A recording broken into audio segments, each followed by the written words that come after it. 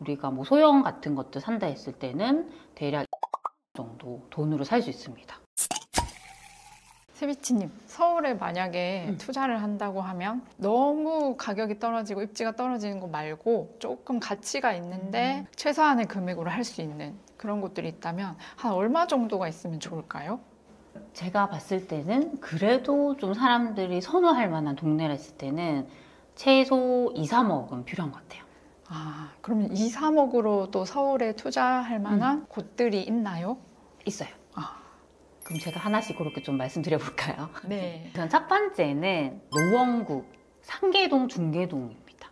근데 우리가 보통 요 동네라 했을 때 대표적으로 입지를 보면요, 여기가 좀 학군도 좀 괜찮고 특히 중계동 쪽에 보면 여기 학원가가 너무 잘 돼 있어요.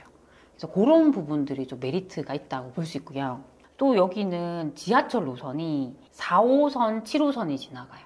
특히 7호선은 강남구청역으로 바로 갈 수 있으니까 또 메리트가 있고, 그리고 4호선 같은 경우도 서울역까지 또 가니까 이 노선도 괜찮거든요. 그래서 이런 노선들이 지나간다는 게 또 장점입니다. 여기 전세가율이 최소한 40%에서 60% 정도 되더라고요. 그래서 우리가 뭐 소형 같은 것들 산다 했을 때는 대략 2억에서 3억 정도 돈으로 살 수 있습니다.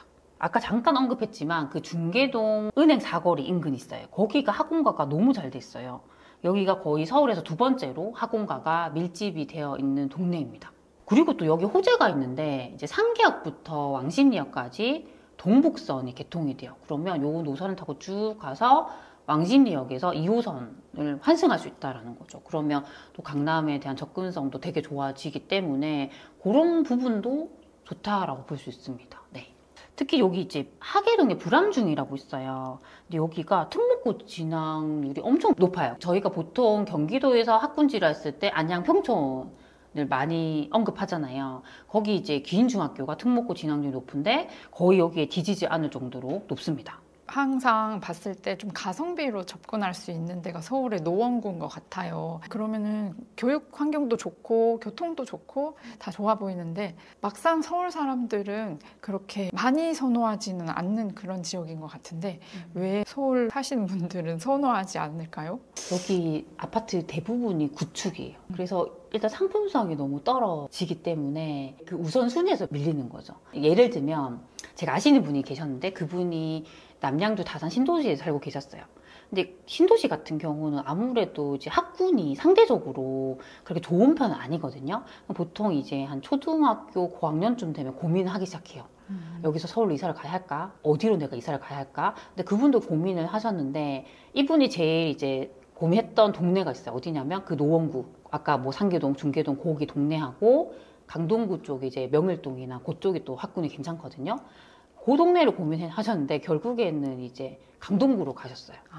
그게 이제 상대적으로 여기 너무 좀 상품성이 떨어지다 보니까 학군 좋고 학원가 좋은 건 알겠는데 그래 조금 상품성 괜찮은 동네를 찾아가더라고요. 그래서 조금 우선순위에서 좀 밀리는 거죠. 그래서 보통 우리가 서울에서 이제 상승 흐름을 보면 노원구 같은 곳들은 좀 뒤늦게 움직여요. 그렇죠. 그래서 최근에 이제 우리가 6월 27일에 대출 규제 있었잖아요. 그때 이제 나왔던 얘기가 이제 이런 규제로 인해서 풍선 효과가 노원구나 이런 동네로 갈 수 있겠다라는 얘기가 나오는 것도 그만큼 아직 그렇게 많이 못 올랐거든요. 그렇죠. 그래서 아무래도 그런 상품성에 대한 부분, 너무 구축이 많고 그래서 조금 우선순위에서 좀 밀린다. 그렇게 좀 볼 수 있을 것 같아요. 그리고 두 번째는 은평구의 은평 뉴타운입니다.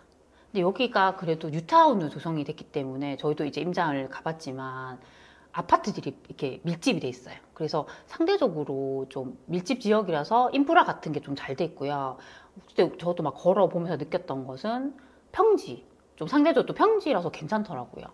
그리고 여기가 보면 은평구 내에서는 그래도 이 동네 은평 뉴타운 쪽이 학군이 괜찮아요. 그리고 여기는 지하철 노선이 이제 3호선이 지나가죠. 988역이거든요. 그래서 조금 이제 서울 중심부에서 좀 멀어져 있긴 하지만 요 3호선을 이용해서 강남 쪽으로도 이동할 수 있고 하기 때문에 뭐 그런 점에서는 또 괜찮고 또 요거 타고 연신내역 쪽으로 오시면요. 거기에 이제 GTX-A가 개통이 됐잖아요. 그럼 더 빠르게 강남으로 이동할 수 있기 때문에 그런 점은 좀 메리트 있다고 생각합니다. 은평 뉴타운에는 좀 중대형이 좀 많고요. 초중고가 다 있어요. 그래서 이런 동네는 중대형을 좀 선호하죠. 왜냐하면 여기서부터 초등학교 내가 보내서 고등학교까지 졸업하면서 살고 싶어 하는 사람들도 많거든요. 그쵸? 그런 부분이 있고, 여기 있는 이제 중학교 중에서 신도중, 진관중, 요 학교들이 학업 성취도 순으로 봤을 때 은평구 내에서 1등, 2등 하고 있습니다. 그리고 세 번째는요, 성북구 종암동입니다. 네. 여기는 이제 뭐 성북구라 했을 때는 제일 선호하는 동네가 기름동이에요. 기름 뉴타운.